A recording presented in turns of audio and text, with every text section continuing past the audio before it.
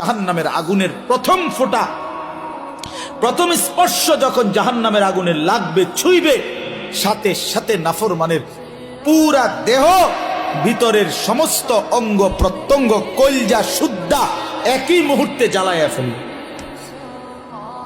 দুনিয়ার আগুন কখনোই এভাবে জ্বলে না। দুনিয়ার আগুন এক সাইড থেকে জ্বলতে থাকে, চেষ্টা করে লাফালাফি করলে, দৌড়ঝাঁপ করলে, ইচ্ছা করলে হয়তো বাঁচানো যায়। এটুকু পুড়ে গেছে, বাকিটা বাইচা গেছে, এটুকু পুড়া গেছে, বাকিটা বাইচা গেছে, আঙ্গুলগুলো পুড়া গেছে, বাকিটা বাইচা গেছে, ঠিক না? দুনিয়ার আগুন এরকম ধীরে ধীরে পড়ে, ধীরে ধীরে ধীরে ধীরে। কিন্তু আল্লাহর কসম, আল্লাহ কোরআনে বলছে, জাহান্নামের আগুন যখন প্রথম সেকেন্ড স্পর্শ করবে, কলজা সুদ্ধা ভেতর বাহির পুরাটা একসাথে প্রথম মুহূর্তেই জ্বালায় ফেলে।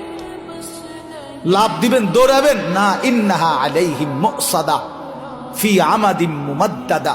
আল্লাহ বলেন, আগে জাহান্নামের মোটা খুঁটিতে বান দেওয়া হবে, এরপরে আগুন জ্বালানো। হ্যাঁ, এটা কোরআন শরীফের আয়াত। খুযুহু ফাগুল্লু।